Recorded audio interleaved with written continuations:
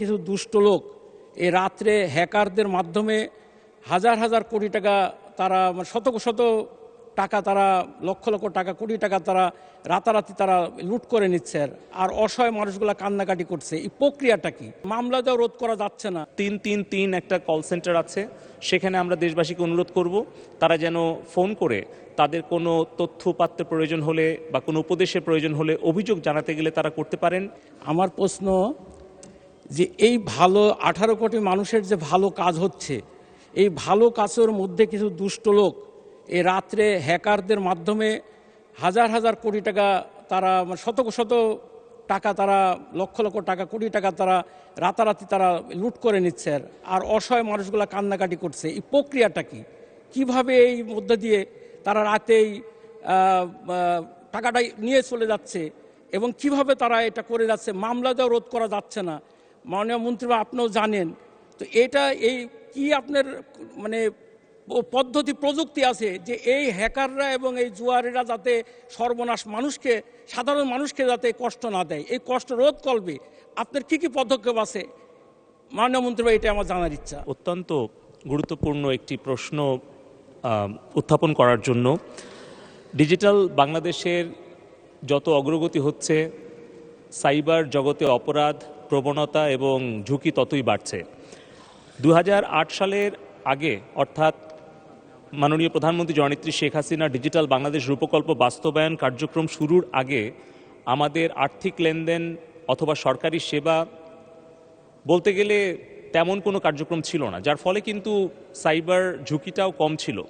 যত দ্রুত আমরা আমাদের ডিজিটাইজেশন করেছি, তত বেশি কিন্তু অর্থ এবং উপাত্তের সুরক্ষা আমাদের প্রয়োজনীয় হয়ে দেখা দিয়েছে, যার ফলে কিন্তু আমরা 2018 সালে ডিজিটাল সিকিউরিটি অ্যাক্ট এই মহান জাতীয় সংসদে আমরা পাশ করেছিলাম এবং তারপরে সময়ের প্রেক্ষিতে প্রয়োজনের তাগিদে এখন নতুন আইন সাইবার সিকিউরিটি অ্যাক্ট এটি 2023 প্রণয়ন করা হয়েছে এবং তারই আলোকে আমরা 4টি মূল স্তম্ভ নিয়ে কাজ করছি। প্রথমত, মাননীয় প্রধানমন্ত্রীর নেতৃত্বে একটি ন্যাশনাল সাইবার সিকিউরিটি কাউন্সিল রয়েছে। সেখান থেকে আমাদের এই জাতীয় নিরাপত্তা নিশ্চিত করার জন্য সকল আইন শৃঙ্খলা রক্ষাকারী বাহিনী এবং অন্যান্য প্রযুক্তি বিশেষজ্ঞরা কাজ করছেন। দ্বিতীয়ত, আমাদের যেই ফরেন্সিক ল্যাব, সেখানেও কাজ হচ্ছে। কোনো অপরাধ যদি সংঘটিত হয় তাহলে সেই অপরাধকে চিহ্নিত করা, অপরাধীদেরকে চিহ্নিত করা এবং তথ্য উপাত্ত সংগ্রহ করার জন্য, যাচাই বাছাই করার জন্য সেই ডিজিটাল ফরেন্সিক ল্যাব কাজ করছে। আমাদের সাইবার রেসপন্স টিম আমাদের কাউন্টার টেররিজম এবং ইন্টেলিজেন্স এজেন্সি সহ অন্যান্য সংস্থার সাথে সমন্বয়ের ভিত্তিতে কাজ করছে।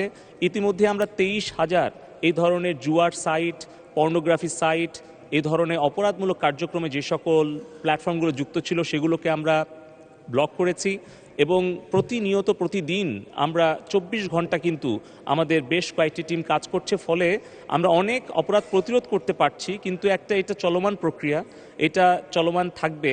আমরা সেই ক্ষেত্রে আমাদের যেই ৩৩৩ একটা কল সেন্টার আছে, সেখানে আমরা দেশবাসীকে অনুরোধ করব তারা যেন ফোন করে তাদের কোনো তথ্য উপাত্তের প্রয়োজন হলে বা কোনো উপদেশের প্রয়োজন হলে অভিযোগ জানাতে গেলে তারা করতে পারেন।